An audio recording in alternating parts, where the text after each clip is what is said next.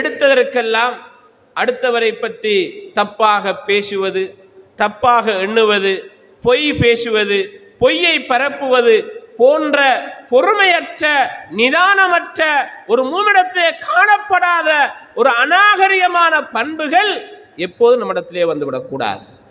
நாம் அல்லாஹுவை பற்றிய அச்சத்தோடு வாழ வேண்டும், பயபக்தியோடு வாழ வேண்டும். அந்த தக்வாவை உருவாக்கியிருக்கிற ரமலானை நாம் கடந்து வந்திருக்கிறோம்.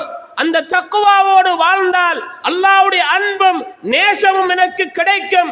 அந்த இறையச்ச உணர்வு, நான் தப்பு செய்யக்கூடாது, பாவம் செய்யக்கூடாது, அவதூறு செல்லக்கூடாது, அடுத்தவரை தப்பாக எண்ணக்கூடாது, அடுத்தவரை பற்றி தப்பை பரப்பக்கூடாது. ஒருவரை பற்றிய தப்பை நான் அறிந்தால் அந்த தப்பை உரியவிடத்திலே, தவறு உரியவிடத்திலே சென்று சொல்லுவதுதான் என்னுடைய கடமையை தவிர அதை பரப்புவதல்ல. அதை என்னால் சொல்ல முடியாது என்றால் அதை மறைத்து விட்டால் மறுமையிலே அளப்பரிய பாக்கியம் கிடைக்கிறது. மன் சதர முஸ்லிமன் சதரஹுல்லாஹு யௌமல் கியாமா. யார் ஒரு முஸ்லிமுடைய குறையை மறைக்கிறாரோ அவருடைய குறையை அல்லாஹ் மறுமையில் மறைப்பான் என்று அல்லாஹ்வுடைய தூதர் சொல்கிறார்களே.